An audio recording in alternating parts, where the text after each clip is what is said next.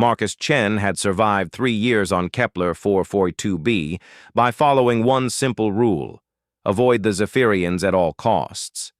The crystalline humanoids had made it clear that humans were barely tolerated on their world, useful only for their mining expertise in the planet's treacherous underground caverns. So when he found the injured Zephyrian girl collapsed near the sulfur geysers, every instinct screamed at him to walk away. Instead, he knelt beside her. Her translucent blue skin flickered with pain patterns Marcus had learned to recognize during his time here. A jagged piece of volcanic glass protruded from her shoulder, and the crystalline formations along her arms were dimming, a sign of severe trauma in her species. She couldn't have been more than 16 in human years. "Easy there," Marcus murmured, though he doubted she understood English.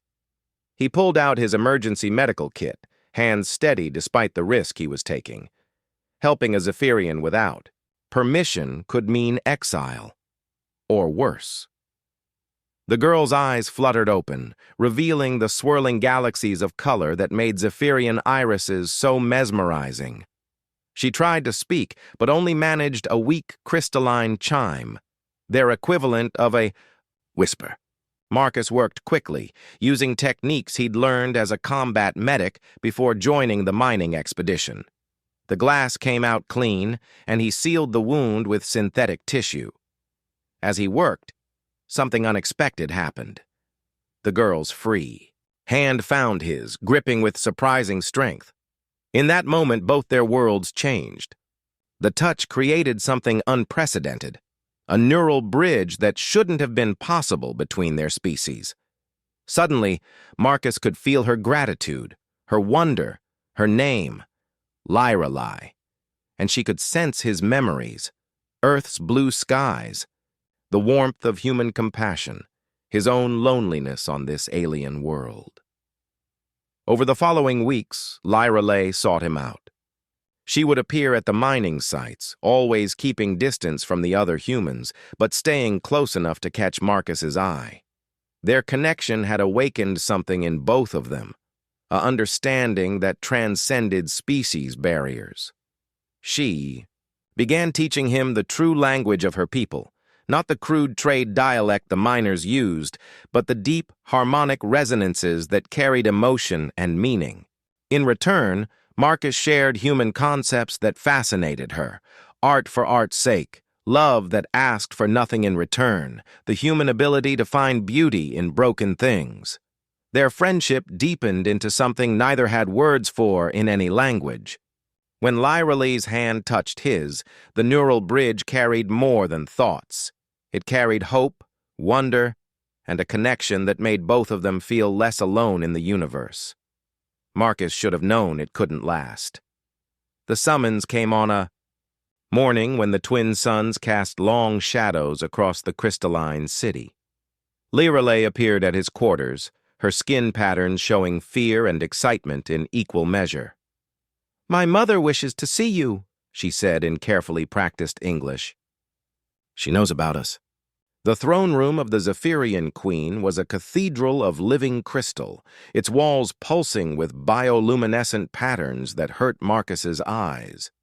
Queen Viridiana herself was magnificent and terrifying, twice the height of her daughter, with crystalline formations that seemed to contain entire nebulae within their depths. Marcus entered with Lyralai beside him, their hands clasped despite the dozens of Zephyrian nobles watching with expressions ranging from curiosity to disgust. He felt Lyralai's nervous energy through their bond and squeezed her hand reassuringly. The queen's multifaceted eyes fixed on their joined hands, and her skin erupted in patterns Marcus had never seen before: shock, confusion, and something that might have been horror. "Why?" Queen Viridiana asked in perfect crystalline English. "Is my daughter holding your hand?" The silence that followed could have shattered glass. Marcus felt every eye in the room upon him, felt the weight of two civilizations balanced on his next words. Through the neural bridge, he sensed Lyralai's fear. Not for herself, but for him. But Marcus had been a soldier before he was a miner, and a human. before either. He straightened his shoulders and met the Queen's gaze directly. "Because, Your Majesty," he said, his voice carrying clearly through the crystalline chamber, "your daughter was dying, and I couldn't let that happen. Because in the 3 years I've lived on your world, she's the first person, human or Zephyrian, who's made me feel like I belong somewhere. And because when two people can touch each other's souls, the species they were born as stops mattering." The Queen's patterns shifted, cycling through configurations Marcus couldn't read. The nobles whispered among themselves in harmonics that sounded like wind chimes in a storm. "You speak of souls?" the Queen finally said. "A human concept. We Zephyrians believe consciousness is merely electrical patterns in biological crystal, matrices." "Then how do you explain this?" Marcus asked, and nodded to Lirelai. Lirelai stepped forward, her young voice carrying the authority of absolute truth. "Mother, when his mind touches mine, I see things our people have never imagined. I see a species that creates beauty not for survival, but for joy. I see individuals who will sacrifice themselves for strangers. I see a people who look at the universe and ask not, 'What can this do for us?' but 'How can we become worthy of this?'" The Queen's skin patterns stilled completely, a sign of deep thought.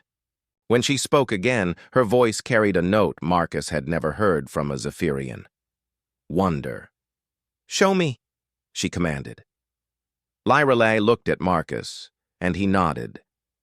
Together they extended their hands toward the Queen. For a moment, that lasted. An eternity, 3 minds touched across the species divide. In that contact, Queen Viridiana experienced humanity through human eyes, Earth's blue oceans, the laughter of children, the way humans would risk everything to save a single life.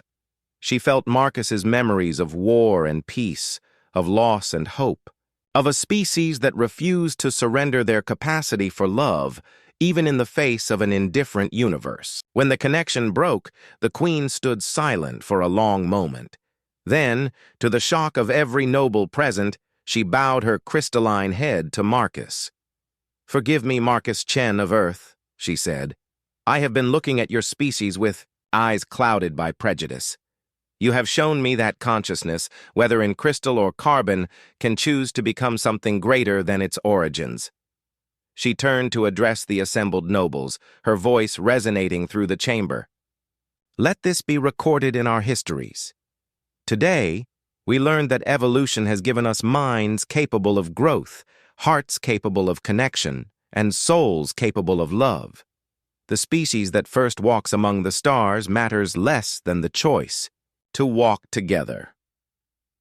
As the court erupted in harmonious debate, Marcus felt Lirelai's hand tighten in his. Through their bond, he sensed her joy, her hope for a future neither of their species had dared imagine. Sometimes, Marcus reflected, the most important bridges aren't built between worlds, they're built between the hearts brave enough to reach across the void.